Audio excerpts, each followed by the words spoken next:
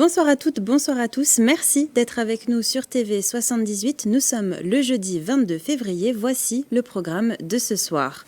Ça souffle dans le département. Attention, les Yvelines sont placées en vigilance orange vent violent jusqu'à ce soir.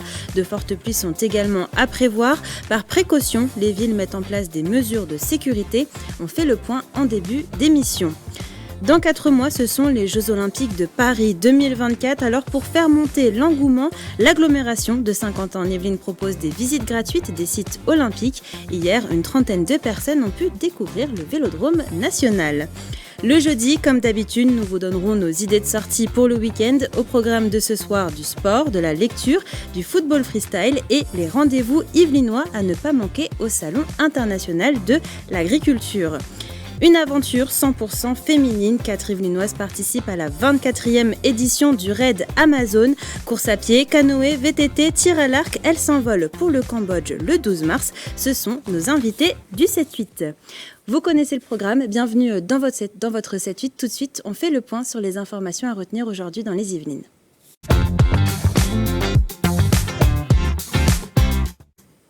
Et c'est avec vous, Gabrielle Gontier, bonsoir. Bonsoir Mathilde. On commence avec un point météo.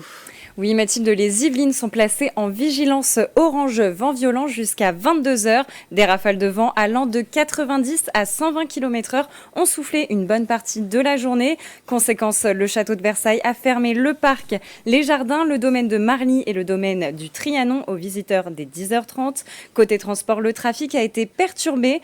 Un train sur 2 circulait sur les lignes J et L aujourd'hui. Il est recommandé par la préfecture des Yvelines de limiter ses déplacements. Rester à l'abri, mais aussi ranger ou fixer les objets sensibles comme les volets. Autre recommandation, en cas de dommages sur les lignes électriques, Enedis conseille de ne pas toucher les câbles électriques au sol. Un couple de pharmaciens versaillais soupçonnés de fraude a été déféré devant la justice. Oui Mathilde, ils étaient présentés hier devant le tribunal suite à leur garde à vue. Leur délit, près de 2200 remboursements massifs de factures fictives à la caisse primaire d'assurance maladie. Coût de l'arnaque, 1,5 million d'euros. Les professionnels de santé se transféraient également de grosses sommes d'argent provenant de la caisse de l'officine vers leur compte en banque. S'ajoute à ça la pratique d'une fausse campagne de dépistage de tests antigéniques pendant la pandémie, bien qu'ils ne disposaient pas d'autorisation ni de personnel qualifié pour ça. On poursuit avec une information sport. On l'a appris aujourd'hui, le match de la Coupe Gambardella entre Versailles et Toulouse ne se jouera pas dans les Yvelines. Oui, tout à fait. Ce 8e de finale si important pour le club versaillais se jouera au Parc des Sports du hameau du Plessis-Robinson dans les Hauts-de-Seine. La raison, le stade de Porchefontaine de Versailles n'est pas homologué et le stade Montboron indisponible. Le coup d'envoi de la rencontre sera donné à 14h ce dimanche 25 février. Les organisateurs recommandent aux supporters d'arriver 1 heure en avance sur place. Et enfin, Gabrielle, on termine ces infos du jour avec un salon pour ceux qui ont des projets immobiliers. Oui, le salon de l'aménagement, de l'habitat et des projets immobiliers se tiendra à la salle des fêtes de la Mare-aux-Loups au Perret en Yvelines. Il commence à 10h samedi et se termine à 17h dimanche. Vous serez entouré par des professionnels locaux pour tout type de projets, de vente, d'acquisition ou encore d'aménagement. Eh bien, merci beaucoup Gabrielle Gontier pour toutes ces informations. Et comme d'habitude, si vous aussi vous voyez une image ou une information qui vous fait réagir près de chez vous, n'hésitez pas à nous la partager sur les réseaux sociaux en utilisant le hashtag 78news.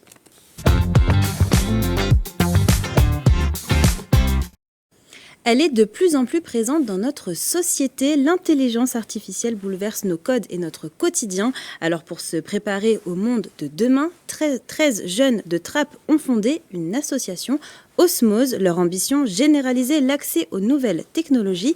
Hier, ils tenaient une conférence avec plusieurs experts. Clara De Frutos s'est rendue sur place. Démocratiser l'accès à l'intelligence artificielle et à la data. À Trappes, 13 jeunes ont fondé l'association Osmose après leur victoire au concours d'excellence d'intelligence artificielle Qu'est-ce qu'il y a ? Créés en août 2023, ils veulent partager leur passion pour les nouvelles technologies, devenues selon eux essentielles pour le monde de demain. Il faut savoir que par exemple en France, ils sont en train de s'en rendre compte justement, ils ont un objectif qu'en 2030, favoriser au maximum l'IA, l'intelligence artificielle. Et justement, nous, on veut être acteurs de ça, être un moteur pour atteindre cet objectif.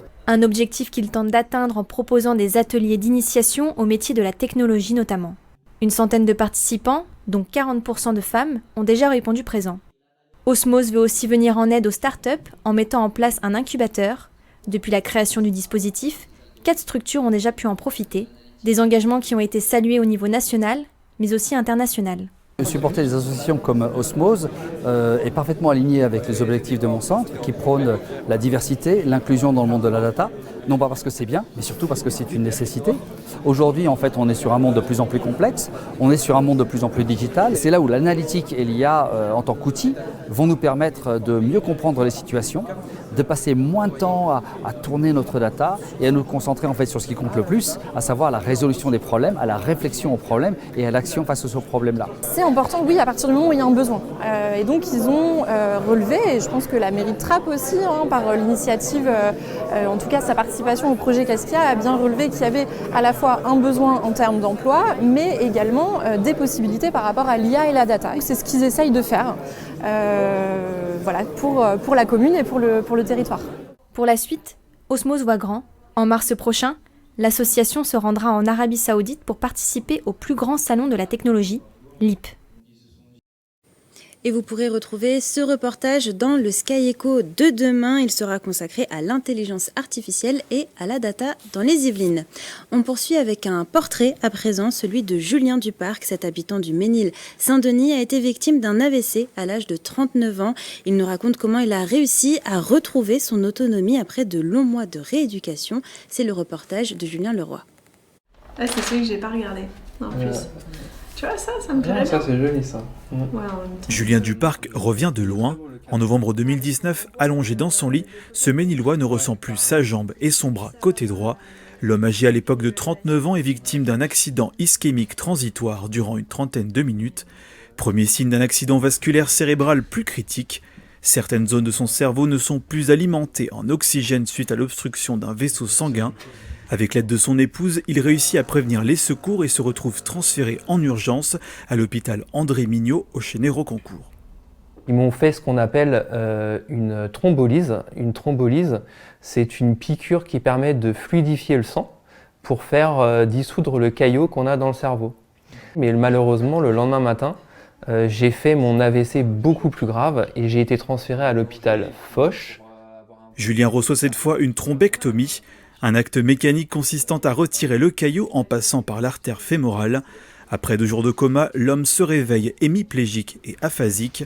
Plusieurs mois de rééducation auprès de spécialistes seront nécessaires pour regagner en autonomie. Pour moi, c'était une préparation à une compétition sportive. Il faut franchir des étapes, se préparer. J'ai fait le rapprochement un peu avec du vélo que j'ai longtemps pratiqué en compétition. Je préparais ça avec un plan d'entraînement. Aujourd'hui, Julien garde des séquelles invisibles, difficultés de calcul et d'écriture ou perte de la vision à l'œil gauche, se battant à renoncer à sa passion pour le cyclisme sur piste. Côté professionnel, la fatigabilité l'a obligé à reprendre le travail en temps partiel thérapeutique. Ça nous a fait prendre conscience du meilleur de nous-mêmes, c'est-à-dire de la force qu'on avait en nous aussi pour avancer. Et puis de savoir se montrer optimiste alors que la vie nous avait pas gâtés et avait été compliquée. Il faut essayer de voir des choses différemment, de se réjouir des petites choses pour qu'on puisse construire de grandes choses. Environ 150 000 nouveaux cas d'AVC sont estimés en France chaque année, soit 1 toutes les 4 minutes. Déformation de la bouche, faiblesse d'un côté du corps ou trouble de la parole. Si vous présentez l'un de ces symptômes, le meilleur réflexe est d'appeler le 15. Un message que Julien Duparc s'efforce de faire passer au plus grand nombre de personnes. Allez, c'est l'heure d'ouvrir une page loisirs dans votre 7-8.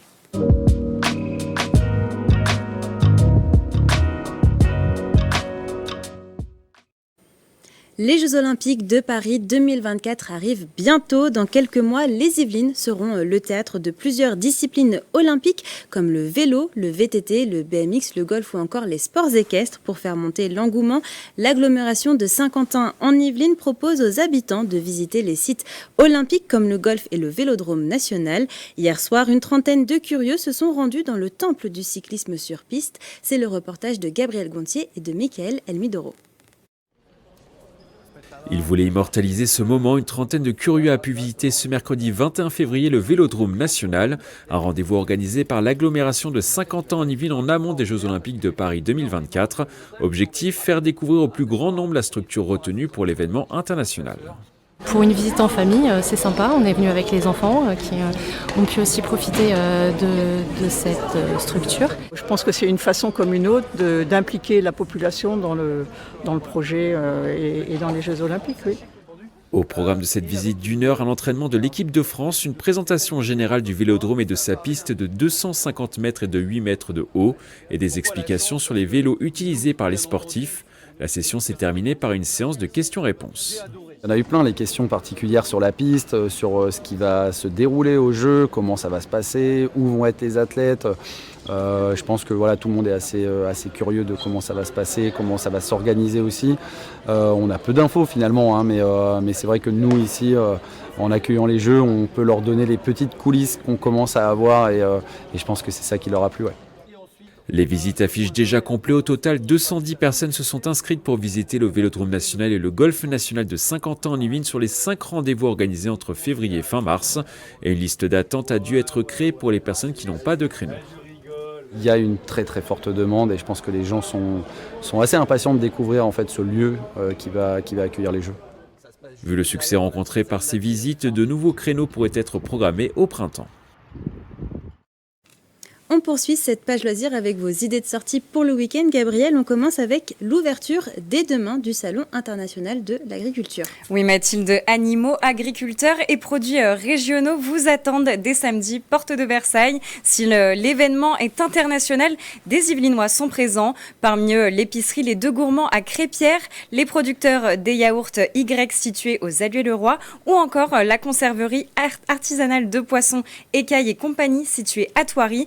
À noter que du 25 au 29 février, 3 Yvelinois participeront à la finale du concours du meilleur jeune boucher de France. De leur côté, des élèves de la bergerie nationale visent quant à eux le prix du meilleur jeune berger. Et d'ailleurs, nous vous ferons découvrir cette édition 2024 du Salon international de l'agriculture dans votre 7-8.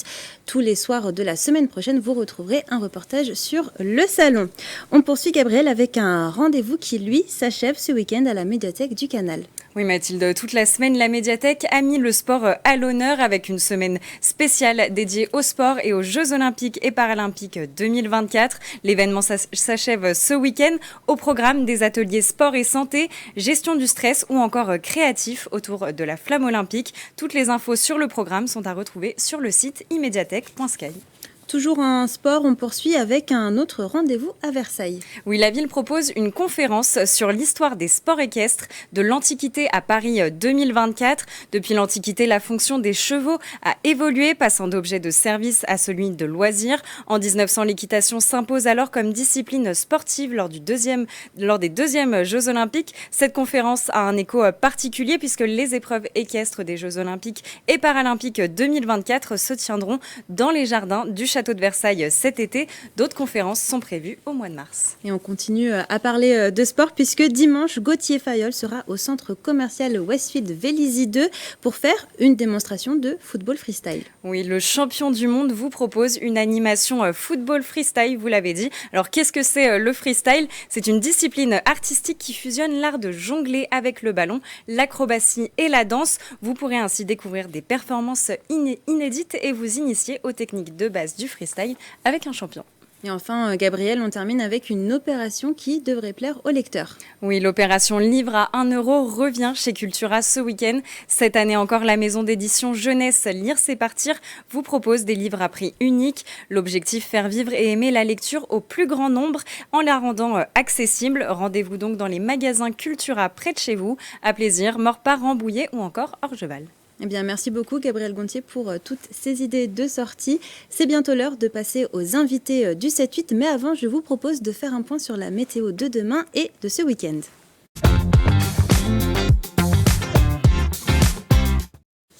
Demain matin, la pluie devrait s'arrêter dans les Yvelines, mais le ciel sera toujours bien couvert. Au niveau des températures, il fera 5 degrés à Versailles et Rambouillet, 6 à Houdan et 7 à Mantes-la-Jolie. L'après-midi, pas de grands changements, les nuages seront toujours bien présents. Côté température, il fera en moyenne 8 à 9 degrés. Pour les prévisions météo de ce week-end, j'espère que vous n'avez pas prévu d'activité en plein air parce que samedi, il va pleuvoir toute la journée et il fera en moyenne 5 degrés le matin et 7 degrés l'après-midi. Dimanche, les conditions seront similaires, de la pluie sur l'ensemble de la journée avec des températures d'environ 6 degrés le matin et 8 degrés l'après-midi. C'est l'heure à présent de passer aux invités du 7-8.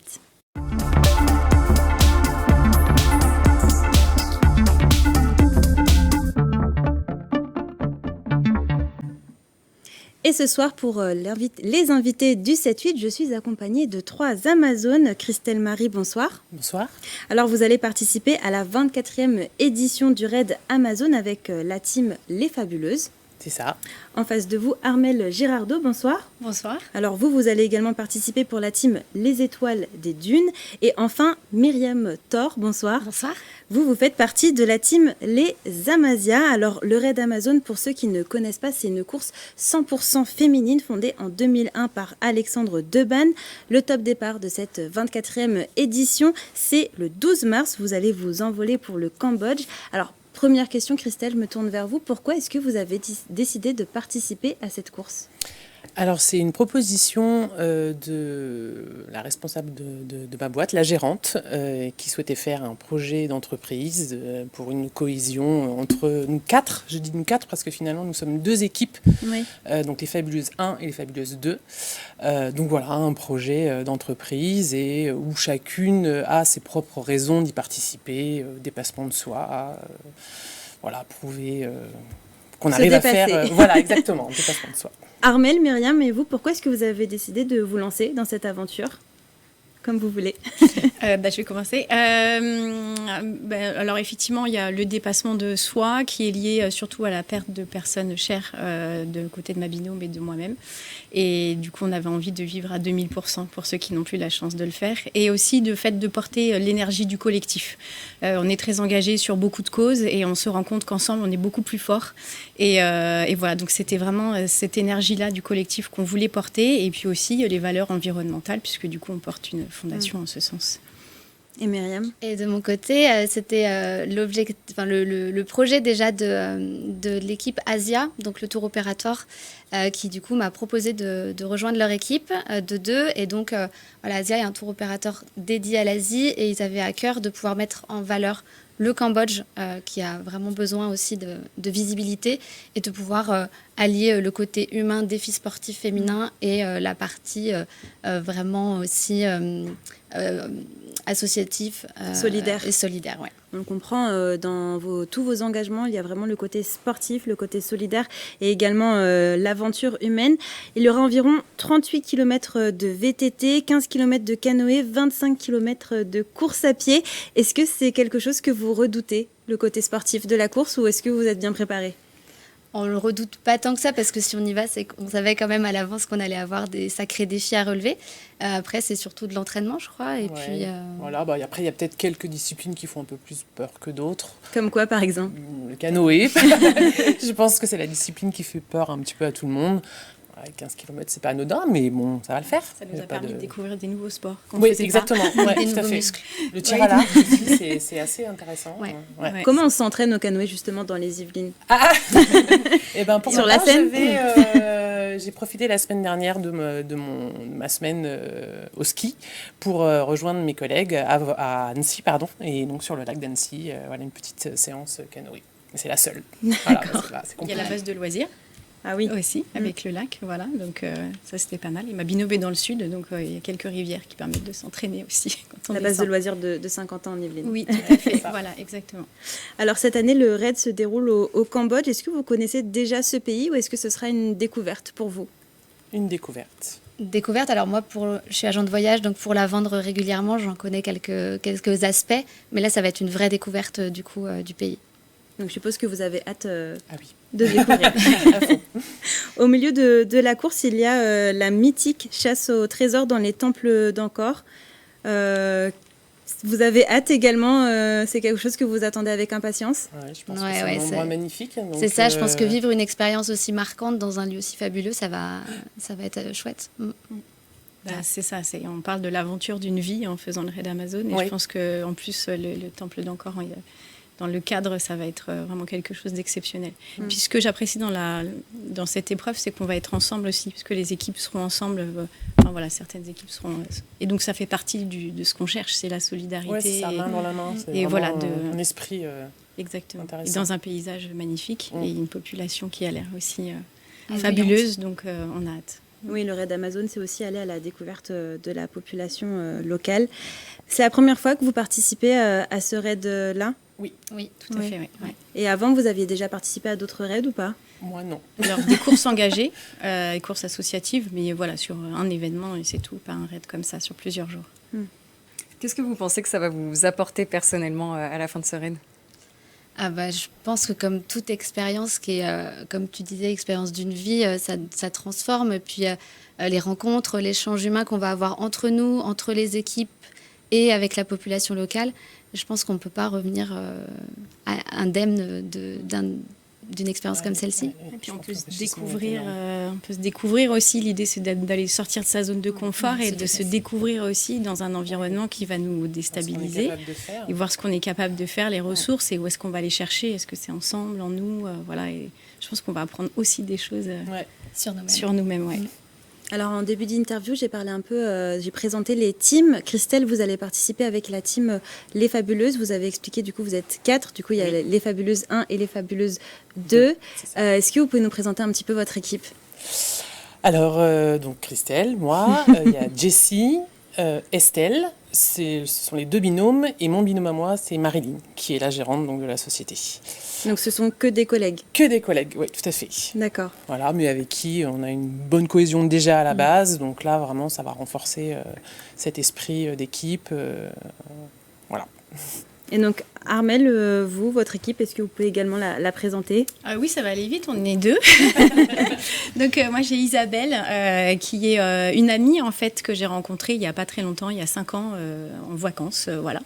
Et on s'est plus quittés. Et du coup, voilà, donc c'est une partenaire que j'ai pas pensé à elle, j'avoue, tout de suite, parce qu'en plus, du coup, elle n'habite pas à côté. Et en fait, c'est une ancienne sportive de haut niveau. Et du coup, quand je lui ai parlé du raid, elle m'a dit mais voyons, mais bien sûr, je suis avec toi. Et je me suis dit elle au moins, je sais qu'elle me lâchera pas, qu'elle ira jusqu'au bout.